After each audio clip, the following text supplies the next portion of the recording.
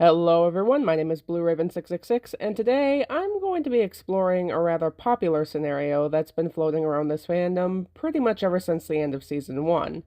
What would happen if Adam wound up coming back as a sinner after he had died? Now, when I say that this is a popular scenario that fans like to speculate on, I mean I know for a fact that there are plenty of fan fictions and fan comics and animations that have already explored this exact scenario. So if there are any points that I bring up that bear a resemblance to these works, I swear I'm not trying to plagiarize anything. I think I've only ever bothered to sit and watch one fan animation that was about this. So, just as well, I would also like to clarify that just because I'm making this video, it doesn't mean that I believe that Adam will actually be returning as a sinner in a later season of Hazbin Hotel. I'm pretty sure I heard that Vivian has confirmed that Adam is canonically double dead and will not be coming back. This is just a fun what-if scenario that the fandom seems to like that I felt like looking into. Okay? Let's get into it. Let's set the scene. It's a short time after the battle between Adam's exorcist army and Charlie's hotel, and Adam finds himself in a random location inside of Pentagram City. A lot of works depict him waking up in hell, but based on what we've seen in the show with Serpentius, I feel like Adam wouldn't wake up necessarily, so much as he would just port in. As Adam would be re-entering hell as a sinner, he'd arrive already in his sinner form, which would likely bear a resemblance to his exorcist uniform. I know for a fact that I've seen this in a fan animation somewhere, and I totally agree with it. You see, unlike Lute, who is seen unmasked multiple times throughout Season 1, we don't see Adam's mask come off until the very end of the season. He conducts business in hell with it. He walks around heaven in it. He appears in heaven's courtroom in it. The first man basically lives his life looking like a damn demon despite being an archangel. And the only reason we get a look at his actual face is because the mask is physically broken. So I don't think it's too much of a stretch to say that this is the form Adam would take on as a sinner in hell.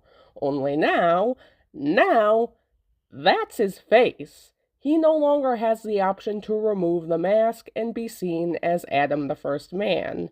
Because if you think about it, he chose to look like a demon even though he was an angel. I imagine at some point during all of this, Adam would make an attempt to return to heaven by summoning a portal, only to discover he can't. Sorry, dude, you're a sinner now. Welcome to your new afterlife. All of these factors combined, I imagine Adam's reaction being an intense mix of confusion, horror, and just unbridled frustration. Given how we see Adam behave in the show, he'd probably be too blinded by his own ego and narcissism to understand what he could have possibly done to deserve to be sent to hell and become a sinner. He'd most likely be too caught up in the fact that he's Adam, the first man, the father of humanity, not really realizing that he's not the dick master. He's just a dick. A dick that, if that's the angle you want to spin it as, indulged in the mass murder of his descendants. So, arriving in hell with no immediate way out and having his exorcist uniform be his demon form would suck ass for Adam. But something else that I think he'd have working against him would be the fact that Adam would manifest in hell as a sinner with a lot of enemies. I imagine, being the leader of the exorcists, Adam would be a pretty recognizable figure to the rest of the sinners and demons around Pentagram City. And while I'm sure there'd be plenty of individuals around hell who wouldn't recognize him, those who did would more than likely start to spread the word. Thus, Adam would find himself in immediate danger from the sinners that surround him. Sinners that, in all likelihood, will not have forgotten his and the exorcist's attacks on them, and they most certainly would not be so willing to forgive him just because he's a sinner now. How this situation would end up panning out for him would depend on whether or not Adam would manifest in hell with any powers, and what exactly those powers might be. He is an old soul, the oldest soul, one might argue, so I don't think he'd be arriving in hell completely powerless. However, I don't think he's going to be instantaneously vaporizing people like he did with Serpentius. Despite being described as an archangel in the show, I don't think Adam would be blessed with fallen angel levels of power. At the very least, I think Adam would be capable of defending himself from the average sinner, but if he were to encounter, say, an overlord or a hellborn demon, he'd definitely find himself struggling a bit. Now we have to ask the question, where does Adam go from here once he's able to process that this is his afterlife now? Well, there's an option that's always been on the table when it comes to this show, and that would be seeking redemption at Charlie's Hotel. Because I could see Adam absolutely hating becoming the very thing he sought to destroy. Especially if Adam were to get word that Serpentius wound up being redeemed and was now in heaven, maybe he'll think that if being a jerk got him sent to hell, then maybe seeking redemption at Charlie's Hotel and being good would send him back. However, I personally view this scenario as being unlikely, because that would require a lot of self-reflection on Adam's part, and it would require him to actually acknowledge that he was wrong and that he did terrible things, and I just don't see Adam as being a character with the capacity to do that. On top of that, he would have to appeal himself to the members of the hotel, and while Charlie might be willing to let him in and work towards redemption, Vaggie? Cherry Bomb? Alistair? I think not. I think those three would make living at the hotel a whole new circle of hell for Adam. Not to mention Nifty, who would probably wind up terrorizing him the entire time just because. What I feel like would be more likely would be that Adam actually takes to life in Pentagram City like a fish to fucking water. Think about it. A whole city where pretty much anything goes for the beings that live there. Sex, drugs, violence, destruction, partying, drinking, gambling. Does Adam really seem out of place in a world like that? I think not. By all means, Adam could very well resume his activities as an exorcist, but as a sinner now. All he would have to do is get his hands on a weapon made out of angelic steel, and even if he wasn't able to do that, he could still hunt for sinners for the sheer sport of it. And nobody in the Pride Ring would say anything about that because it's hell. It's pretty par for the course. So yeah, I think once Adam got over the initial shock and disbelief about being sent to hell, Adam would be right at home, and hell would actually allow him the room to be horny, violent, sexist, and misogynistic without nearly as much judgment as heaven would, really. There are a few scenarios here that I think would be interesting as well. The first would be, what would happen if Adam and Lut encountered each other afterwards? You have to remember that Lut sees all demons and sinners as being worthless, as filth, as scum. What would she do if she discovered that the one person that she loved, that she admired, was now one of those lowly beings that she hated? Especially when her mind is already breaking from seeing Adam die right in front of her. I feel like that would be a recipe for disaster.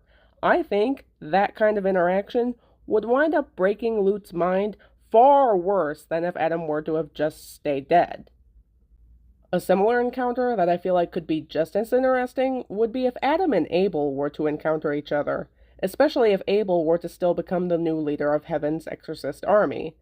Like, the show acknowledges that Adam didn't like Abel, and while Abel acknowledges this fact, he doesn't appear to resent Adam for it. In fact, in the season 2 finale, when he finds himself being overwhelmed at having to make a decision, he calls out to his dad's spirit for guidance. Thus, I don't think Abel would resent Adam for being a sinner, so much as he would feel sad that this is what his father became in the end. Another thing that I'm curious to find out is where the hell Eve is in all of this. Just speaking for myself, I think Eve is actually Rue. You know, Rue, the root of all evil, the fruit from the tree of knowledge, Eve eating the fruit. It just makes sense to me. But regardless, we don't ever see Adam and Eve together in heaven. So what if they wound up encountering each other in hell? Honestly, I feel like that interaction could go either way. It could either be a beautiful reunion, or it could get real messy real quick. Honestly, there isn't really any indication about how Adam might feel about Eve. He never mentions her once, and he doesn't seem to outwardly love or resent her. The closest we get to glimpsing how he might feel towards her is the comment that Lucifer made towards her in season 1. And I feel like that fury, that frustration that Adam showed was more directed towards Lucifer than it was towards Eve. So, if the two of them were to see each other again in hell, I feel like it would be a complete toss up as to what would actually happen. So, those are my thoughts about this little what if fan theory about Adam being reincarnated as a sinner in Hazbin Hotel. However, there is one more point that I feel is worth discussing in this whole situation, and that is the question of where does it end in this scenario? If angels and demons, sinners and winners, were to be ping-ponged back and forth between heaven and hell every time that they died based upon their actions and behavior, where are the stakes? I feel like that's why the element of angelic steel being able to permanently kill both angels and demons alike exists in the show. It gives us a reason to actually care about and worry for these characters. We're not able to immediately write a death off as, oh, they're all right, they're just in heaven now, based on X, or, oh, they're fine, they're just a sinner in hell now. No, we have an element here that actually puts a permanent end to these beings. So when a character gets stabbed by one of these weapons, it means something. It means that that action can't be undone. I feel like Serpentius came back because he wasn't killed using angelic steel. He was just vaporized. Instantaneously. And while I'm sure there's an argument to be made there because he was killed through the use of angelic powers, angelic steel was specifically made for killing immortal beings, and that's what's supposed to matter. Anyways, that'll be all for this video, you guys. Thank you for watching. If anything about this video looks or sounds different, I just got a new phone, and this is the first video that I'm making with it. My S10e is no more, so drop a salute in the comments and thank my S10e for its 7+ years of service to this channel. And let us all welcome my S25 Ultra. You were expensive as hell, and you're a goddamn brick, so you better do a good job. If you guys have any topics that you'd like me to cover in a future video, let me know down in the comment section below. My name is BlueRaven666, and I'll see you in the next video. Bye-bye!